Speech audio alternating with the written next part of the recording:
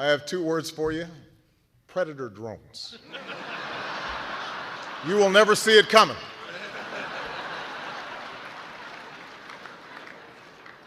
You think I'm joking?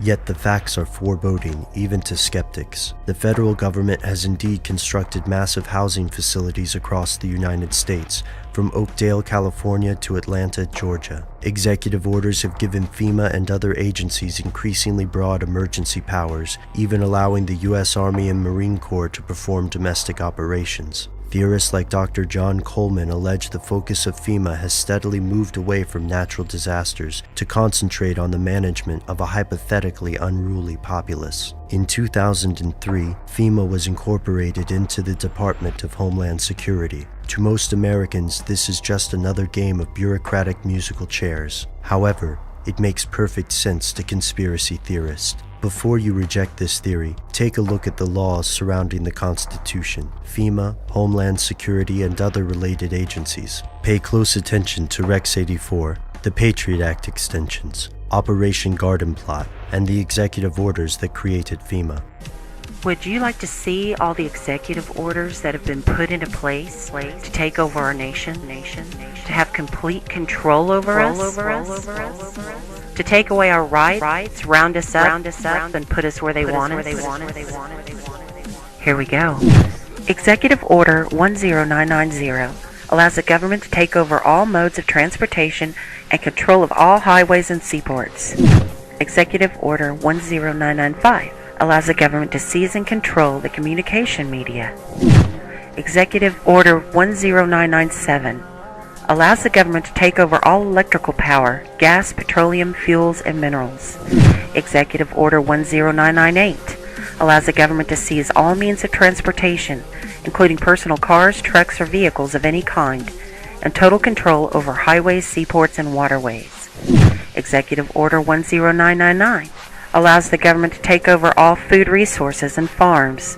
Executive Order 11000 allows the government to mobilize civilians into work brigades under government supervision. Executive Order 11001 allows the government to take over all health, education, and welfare functions. Executive Order 11002 designates the Postmaster General to operate a national registration of all persons. Executive Order 11003 allows the government to take over all airports and aircraft, including commercial aircraft. Executive Order 11004 allows a housing and finance authority to relocate communities, build new housing with public funds, designate areas to be abandoned, and establish new locations for populations. Executive Order 11005 allows the government to take over railroads, inland waterways, and public storage facilities. Executive Order 11051 specifies the responsibility of the Office of Emergency Planning and gives authorization to put all executive orders into effect in times of increased international tensions and economic or financial crisis. Executive Order 11310 grants authority to the Department of Justice to enforce the plans set out in executive orders, to institute industrial support, to establish judicial and legislative liaison, to control all aliens, to operate penal and correctional institutions, and to advise and assist the President. Executive Order 11049 assigns emergency preparedness function to federal department and agencies, consolidating 21 operative executive orders issued over a 15-year period. Executive Order 11921 allows the Federal Emergency Preparedness Agency to develop plans to establish control over the mechanisms of production and distribution of energy sources, wages, salaries, credit, and the flow of money in U.S. financial institution in any undefined national emergency. It also provides that when a state of emergency is declared by the President, Congress cannot review the action for 6 months. The Federal Emergency Management Agency has broad powers in every aspect of the nation.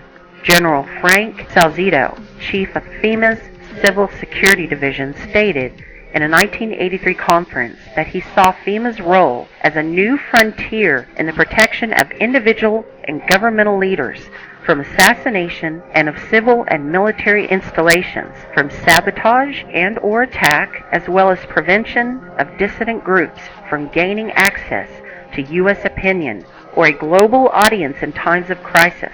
FEMA's powers were consolidated by President Carter to incorporate the National Security Act of 1947 that allows for strategic relocation of industries, services, government, and other essential economic activities, and to rationalize the requirements for manpower, resources, and production facilities. The 1950 Defense Production Act gives the President sweeping powers over all aspects of the economy. The Act of August 29, 1916 authorizes the security of the Army in time of war to take possession of any transportation system from transporting troops, material, or any other purpose related to the emergency. The International Emergency Economic Powers Act enables the President to seize the property of a foreign country or national.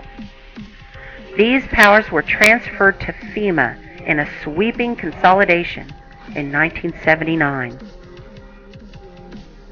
There you have it. Everything is set into place. They've begun throwing the poor, the homeless, into the prison camps, the FEMA camps. Now all they have left to do is take the guns.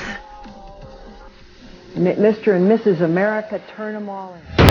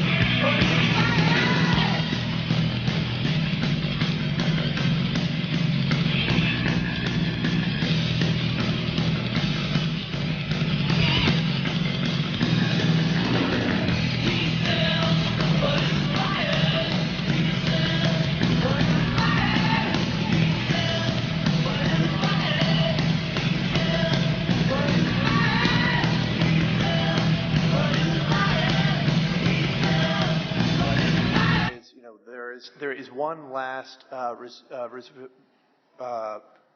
thing to which the people can resort if the government does not respect the restraints that the Constitution places on the government. Abraham Lincoln talked about our right to alter our government, or a revolutionary right to overthrow it. And that is certainly something that no one wants to contemplate. But as I mentioned in my written and my delivered testimony, if the people come to believe that the government is no longer constrained by the laws, then they will conclude that neither are they. That is why this is a very, very dangerous sort of thing for the president to do, to wantonly ignore the laws, to try to impose obligations on people that the legislature did not approve, etc. An excellent conclusion. Thank you, Mr. Chairman. I yield back.